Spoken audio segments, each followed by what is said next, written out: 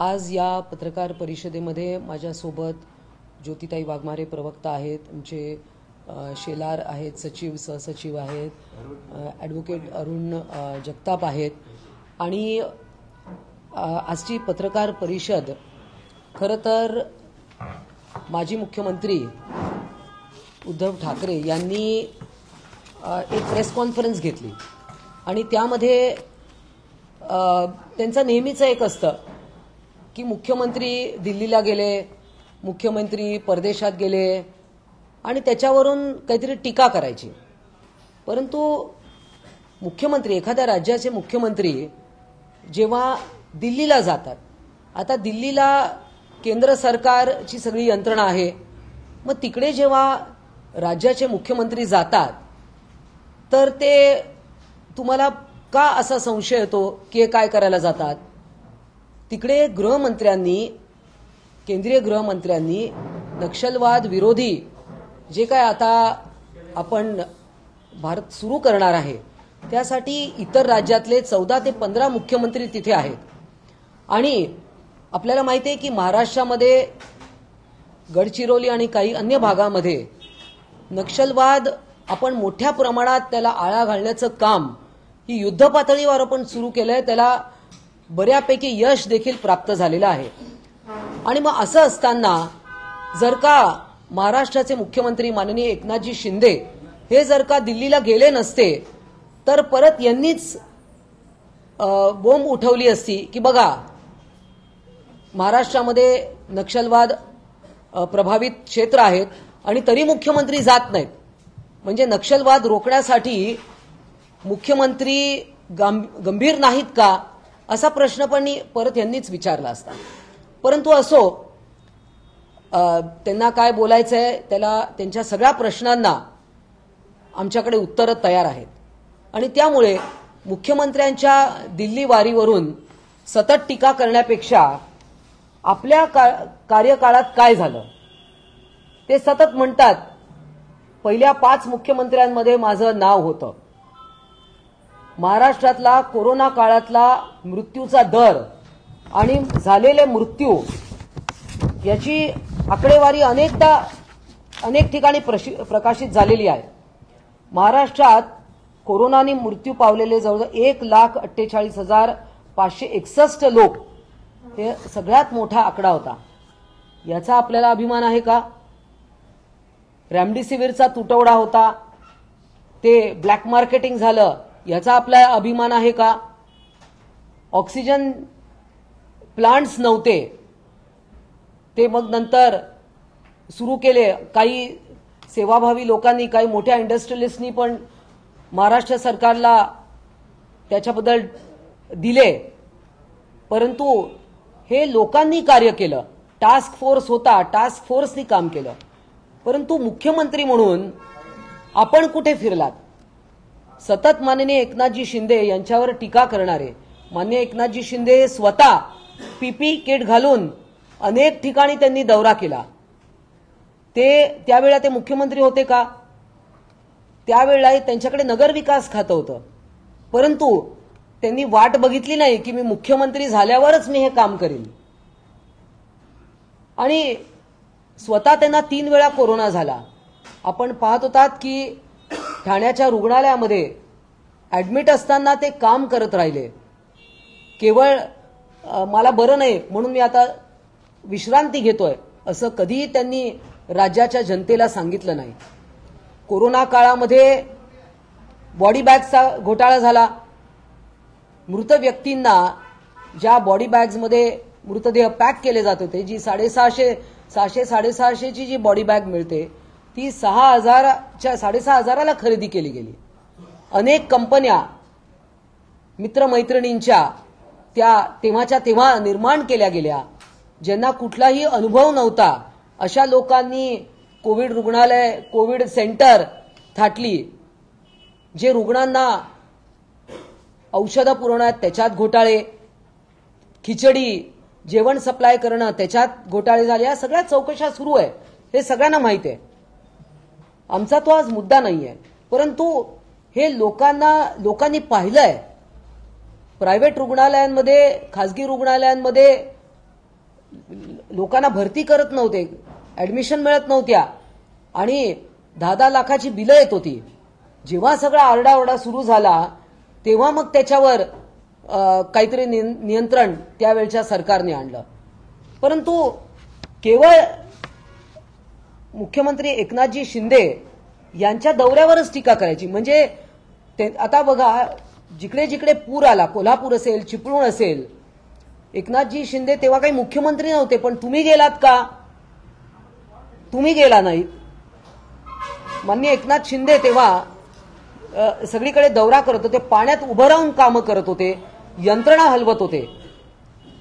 आत्ताच आपण पाहिलं की इर्शालवाडीला जी दुर्घटना झाली, दरड कोसळली, सगळी घरं पूर्ण खाली आली पूर्ण.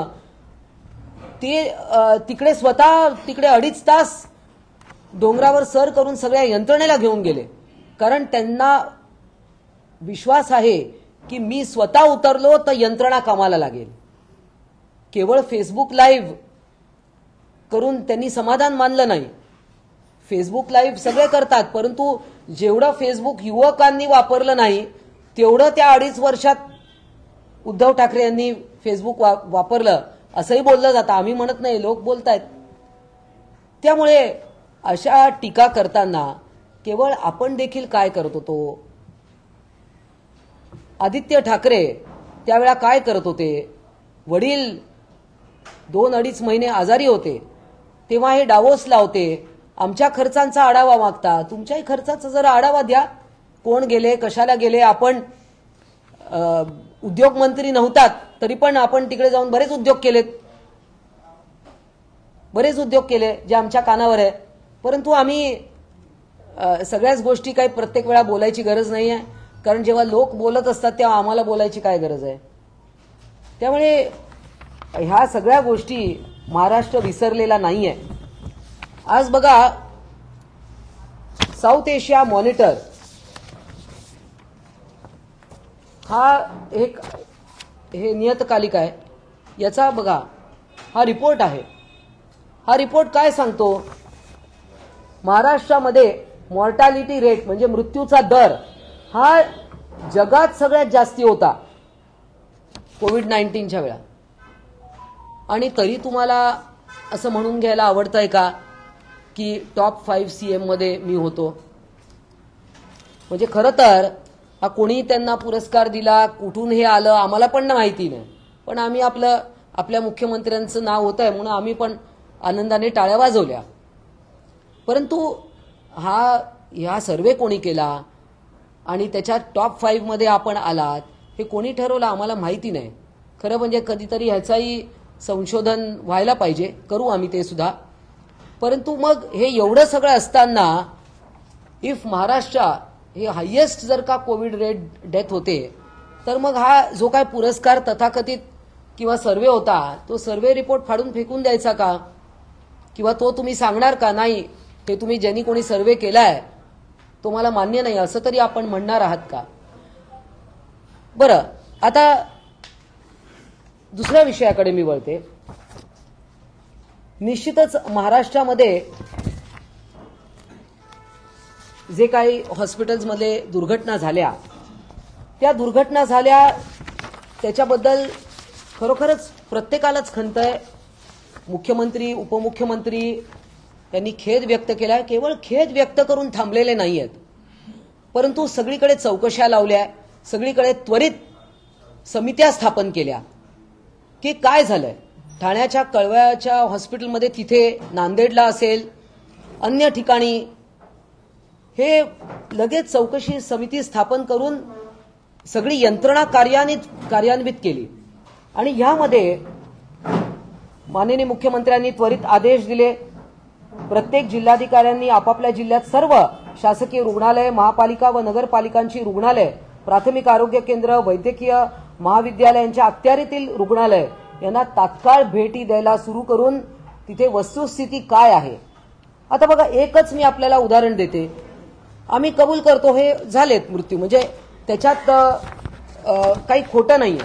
परंतु एक नांदेडचं आपण एक उदाहरण घेऊया ना, की 24 पैकी म्हणजे जे रुग्ण, बघा आता अनेक वेळा असं आपण पाहतो दुर्दैवाने की प्रायव्हेट हॉस्पिटलमध्ये लास्ट स्टेजला एखादी केस गेली की केस ऍडमिट करून घेत नाही, सांगतात सरकारी रुग्णालयात जा. सरकारी रुग्णालयात पहिल्याच ओव्हरलोड आहे. आपल्या देशाची, महाराष्ट्राची लोकसंख्या पण आहे, पण तो मुद्दा नाही आजचा. परंतु अनेक नाकारलेले पेशंट तिकडे येतात किंवा रेफर केलेले. अनेक प्रायव्हेट हॉस्पिटलमध्ये तज्ज्ञ तिथे नसतात म्हणून ते सांगतात सरकारी रुग्णालयात जा. 24 पैकी 17 हे रेफरल केसेस होत्या, रेफरन्स म्हणून आलेल्या होत्या. जे 12 पैकी 11 बालमृत्यू हे न्यूबॉर्न, निओनेटल, जस्ट एक प्रीमेच्युअर डिलिव्हरी असतात किंवा इन्फंट होते की जे ऑलरेडी त्यांना काही समस्या होत्या असे होते, प्री टर्म होते. आणि त्यातले अनेक कोमॉर्बिडिटी म्हणजे एक आजार असताना अजून 2-3 आजार ज्यांना झालेले आहेत असे 70 आणि 80 अशा वयोगटातले होते. आणि फक्त एवढंच आहे की त्याच एकाच दिवशी जेव्हा एकदम 17, 18 किंवा 20 मृत्यू होतात रुग्णालयामध्ये तेव्हा ते हायलाईट होतं किंवा त्याची बातमी तयार होते. म्हणजे असं आहे की याबद्दल कोणालाही आनंद नाहीये. आयुष्यमान भारत जेव्हा आपण म्हणतो प्रत्येकाचं आयुष्यमान वाढावं हाच त्याच्या मागचा हेतू आहे. आज आपण महाराष्ट्रामध्ये बघा मुख्यमंत्री सहाय्यता निधी 2.5 वर्षामध्ये उद्धव ठाकरेजी हे जेव्हा मुख्यमंत्री होते तेव्हा 2.5 कोटी निधी वाटला गेला. आणि या 1.25 वर्षामध्ये जेव्हा महायुतीचं सरकार आहे, माननीय एकनाथजी शिंदे यांचं सरकार आहे, तुम्ही वारंवार आम्हाला मिंधे म्हणता, पण याच सरकारच्या काळामध्ये या 1.25 वर्षात 125 कोटीच्या वर हा चीफ मिनिस्टर्स रिलीफ फंड 15,000च्या वर रुग्णांना मिळालेला आहे. आज मुख्यमंत्री कुठेही गाडी थांबवून सही करतात, ते काही अन्य कुठल्या नाही, परंतु जेव्हा मुख्यमंत्री सहाय्यता निधीसाठी त्यांच्या सहीसाठी एक क्षणही विलंब होऊ नये ही त्यांची इच्छा असते. आणि म्हणून ते कुठेही त्यांच्या गाडीचा ताफा थांबतो, गाडीच्या टपावर सुद्धा ते सही करतात पत्रावर, लगेच आदेश देतात की लगेच त्या हॉस्पिटलला निधी गेला पाहिजे आणि पेशंटचा जीव वाचला पाहिजे. त्यामुळे माननीय एकनाथजी शिंदे यांनी रुग्णसेवा हे त्यांचं ज्यांना म्हणतात पॅशन आहे, हा त्यांचा अतिशय जिव्हाळ्याचा विषय आहे. आज ठाण्यामध्ये बघा त्यांनी त्यांच्या मुलाला डॉक्टर बनवलात, तुम्ही डायरेक्ट आमदार बनवलात, 2 आमदारांचा बळी घेऊन तुम्ही आमदार केलात. माननीय एकनाथजी शिंदे यांनी त्यांचे पुत्र श्रीकांतजी शिंदे यांना त्यांना डॉक्टर केलं. आणि रुग्णसेवा हीच ईश्वर सेवा असं हा त्याच्या मागचा स्तुत्य हेतू त्यांचा होता. आणि त्यामुळे आता पुढच्या विषयाकडे मी अजून तुम्हाला पुष्कळ डेटा आहेत. काही लोक सकाळी आरडाओरडा करतात, त्यांच्या हातात काही कागद वगैरे नसतो, पण ते उठलं की उगीच आपलं 9:30 वाजता आता तुम्ही जाता प्रेमाने त्यांच्याकडे, त्यामुळे ते आपले बोलतात आणि कोणाला कचरा म्हण, कोणाला काय म्हण, असं काही काही बोलत राहतात. आता हा पुढचा डेटा घ्या बघा. 13 जानेवारी 2020 औरंगाबादमध्ये घाटी रुग्णालयात दुर्दैवी एक मृत्यू झाला रुग्णाचा. तिकडे डॉक्टरना मारहाण झाली, 30-40 लोकांना इजा झाली, आयसीयू मध्ये तोडफोड झाली. कधी कधी रुग्णाचे नातेवाईक अस्वस्थ होतात आणि अशा घटना दुर्दैवी होतात. डॉक्टरांची सिक्युरिटीचा तेव्हा प्रश्न निर्माण झाला, डॉक्टरांनी आंदोलन केलं. ऑक्टोबर 2020 मध्ये मुलुंडच्या कोविड रुग्णालयामध्ये आग लागली, एक रुग्ण मृत्युमुखी पावला. जानेवारी 2021 मध्ये भंडारा, मी स्वतः त्या ठिकाणी गेले होते, तिकडे जवळजवळ 10 नवजात अर्भकांचा मृत्यू झाला. अगदी ते प्रीमॅच्युअर बेबीज होते इन्क्युबेटरमध्ये, तिथे आग लागली, अक्षरशः त्यांचा कोळसा झाला. आणि ते झालं हे सगळं आपल्याच कार्यकाळात बरं का माननीय उद्धवजी. त्यानंतर मार्च 21 मध्ये भांडूप सनराईज कोविड हॉस्पिटलमध्ये 11 कोविड रुग्ण दगावले, आग लागली. एप्रिल 21 मध्ये नाशिकमध्ये 24 रुग्ण मृत्युमुखी पडले, असंच आग लागली. एप्रिल 21 मध्ये नागपूरच्या वाडी हॉस्पिटलमध्ये तिकडे 4 जणांचा मृत्यू झाला आग लागल्यामुळे. अजून बरीच उदाहरणं आहेत, मी तुमचा अधिक वेळ घेऊ इच्छित नाही, परंतु त्यावेळेला राजकारण करणारे कोण होते, त्यावेळेला राजकारण केलं, आम्ही केलं नाही. त्याचं राजकारण आजही आम्ही करत नाही. आम्ही फक्त तुम्हाला आठवण करून देतोय की जे तुम्ही आज म्हणताय माननीय तानाजी सावंत हे कुठे आहेत, ते काम करतायत. प्रसार माध्यमांच्या समोर आले नाही म्हणजे काही ते काम करत नाहीये. तुम्ही खिल्ली उडवता. परंतु आता तुम्ही नागपूरच्या पुराचा त्यांनी विषय काढला. नागपूरमध्ये पूर आला, उपमुख्यमंत्री गेले ना तिकडे, दिवसभर होते. काही तासांमध्येच तो पूर ओसरला. लोकांचं जे काही नुकसान झालं त्याच्यात पण त्यांनी जे काही उपाययोजना करायच्या त्या माननीय उपमुख्यमंत्री देवेंद्र फडणवीस यांनी तो विषय हाताळला. तुम्ही म्हणता, तुम्हाला मी असं ऐकलं पत्रकार परिषदेमध्ये, मग तुम्ही काय करणार, जाणार का? तर मी कोण आहे? अहो, तुम्ही माजी मुख्यमंत्री म्हणून जाऊ शकतात. तुम्ही परिषदेवर आमदार आहेत. कदाचित तुम्ही विसरला असाल, कदाचित अजून बरेच लोक विसरले, पण आम्ही आठवण करून देऊ इच्छितो की तुम्ही विधान परिषदेवर आमदार आहात, तुम्ही जाऊ शकता, माजी मुख्यमंत्री आहात. परंतु असं आहे की सरकार काम करतंय आणि या सगळ्या दुर्दैवी मृत्यूंबद्दल खरोखरच सरकार त्याच्याबद्दल सरकारला सर्वांनाच आपल्या सगळ्यांनाच वाईट वाटतंय. परंतु कोविड काळातले हे सगळे जे विषय जे आम्ही वारंवार बोलतोय ते तुम्हाला केवळ आठवण करून देण्यासाठी. आणि मला असं वाटतं की हे सगळे ही जी आकडेवारी मी आपल्यासमोर मांडली ही पुरेशी आहे सांगायला. कारण 2.5 वर्षात केवळ 2.5 दिवस मंत्रालयात जाणारे मुख्यमंत्री म्हणून आपलं कुठेतरी नाव वाचायला मिळतं, तेव्हा ते आम्हालाही आवडत नाही. धन्यवाद.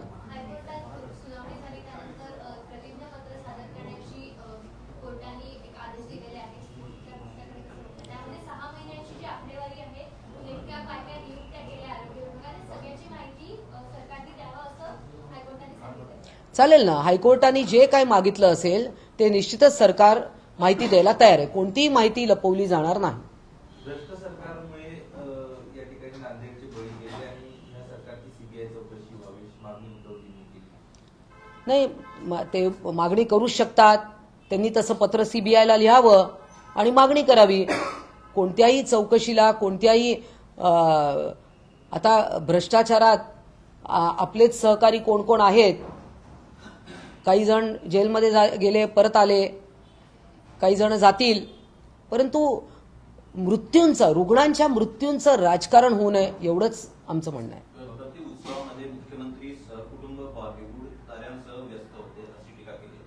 त्यांना बॉलिवूडचे तारकाच का दिसतात किंवा फिल्म स्टार्स का दिसतात? इर्शालवाडीतली अनाथ मुलं तिथे होती, अनाथालयातली अनाथ मुलं होती, गरीब मुलं होती, त्यांच्याबरोबर मुख्यमंत्र्यांनी आरती केली.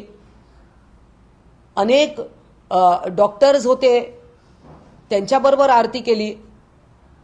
अनेक वेगवेगळ्या क्षेत्रातले. मग आता मातोश्रीवर कधी सेलिब्रिटी येत नाहीत का? तेव्हा आम्ही असं काही बोललो नाही. समाजातल्या सर्वच लोकांना आज वर्षा निवासस्थान जे मुख्यमंत्र्यांचं ऑफिशियल रेसिडेन्स आहे सर्वांसाठी खुलं आहे. सेलिब्रिटी असो, गरीब असो, कोणी असो, रिक्षावाले, टेम्पोवाले यांच्याबरोबर देखील आरती मुख्यमंत्र्यांनी केली. मग ते नाही आपल्याला दिसत. दादा नाराज आहेत हे माहित नाही, पण दादा नाराजांच्या मुरावरती बसले असंही उद्धव ठाकरे म्हणाले.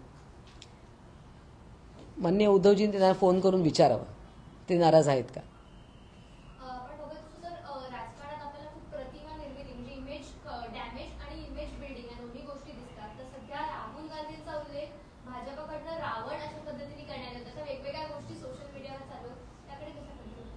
आता काय ना, सोशल मीडियावर जे काय चालतं ते कोणी कोणाला काय उल्लेख करतंय, ट्रोलिंग सगळ्यांनाच होतंय. अनेक नेत्यांना होतं, आम्हाला होतं, त्यांना होतं.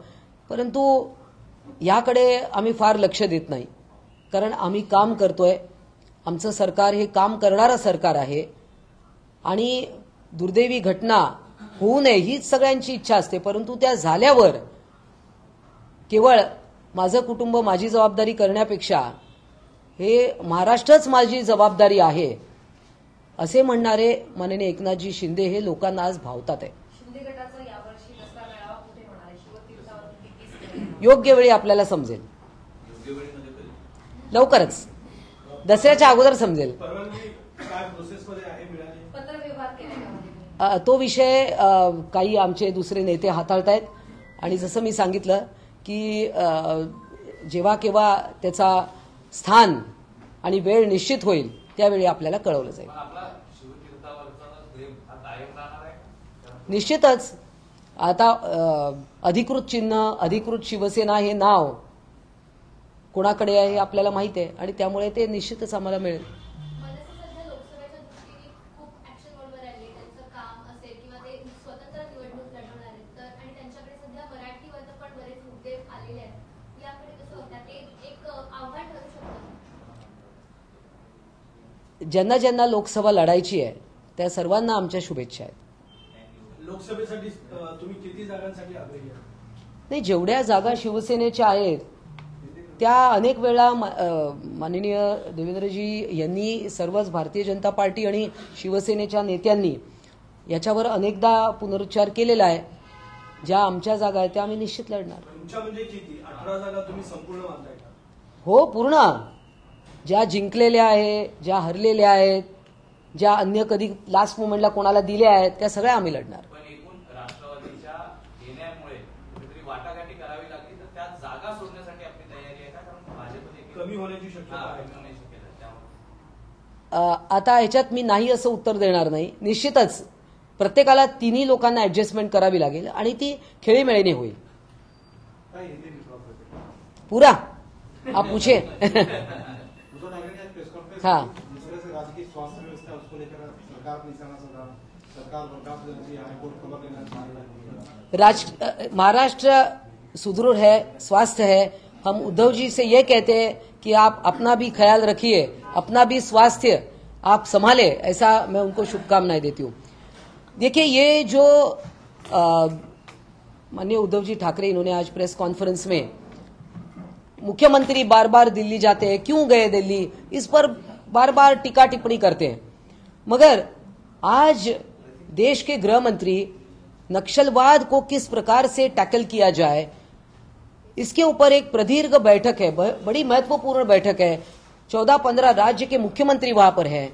तो महाराष्ट्र में भी नक्सलवाद की समस्या को अगर रोकना है तो क्या मुख्यमंत्री नहीं जाएंगे? अगर वो नहीं जाते तो भी आप टीका करते, टिप्पणी करते कि ये गंभीर नहीं है. तो ये ठीक है, उनको टीका करनी है वो करते रहेंगे. मगर जो दुर्भाग्यपूर्ण हॉस्पिटल्स में जो दुर्घटनाएं हुई, जो मृत्यु हुए, अलग अलग कारण से, अलग अलग कारण थे, अलग अलग पेशेंट्स जो 70-80 साल के ऊपर थे और जो अन्य कुछ मौतें हुई वो बिल्कुल ही नवजात बालक थे जो ऑलरेडी कॉम्प्लिकेशंस थे. जो अन्य राज्यों से, कभी कभी अन्य राज्यों से भी पेशेंट्स महाराष्ट्र में आते हैं. सोलापुर में है, ये ताई सोलापुर की है, उनको पता है. तो बॉर्डर तेलंगाना से आते हैं, आंध्र प्रदेश से आते हैं. लास्ट जब कोई नहीं ऐसे पेशेंट्स को नाकारता है, on death bed, on the word, terminally ill जिनको हम कहेंगे, ऐसे पेशेंट्स आते हैं तो उनको भर्ती किया जाता है. सरकारी रुग्णालय ना नहीं कर सकते, ऐसी मृत्यु भी है उसमें. दवाइयों की खरीद फरोख्त में बड़े पैमाने भ्रष्टाचार हुआ है. कहाँ पर? दवाइयों का जो हाँ, मेडिसिन, उनका कार्यकाल था जो ड्रोन से दवाइयां भिजवाते थे और यहाँ पे बड़े पैमाने भ्रष्टाचार हुआ है.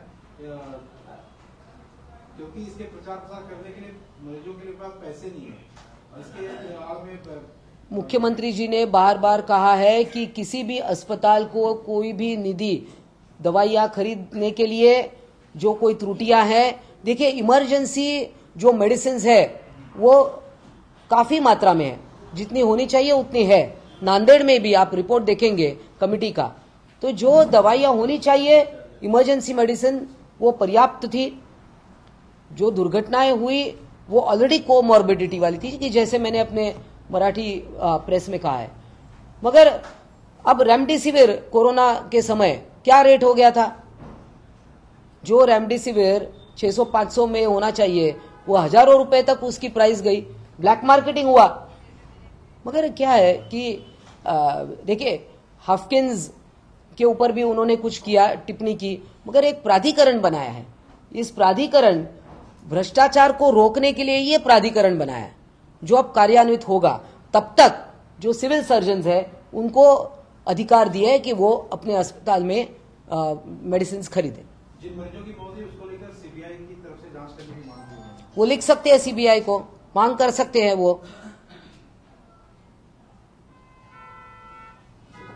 धन्यवाद।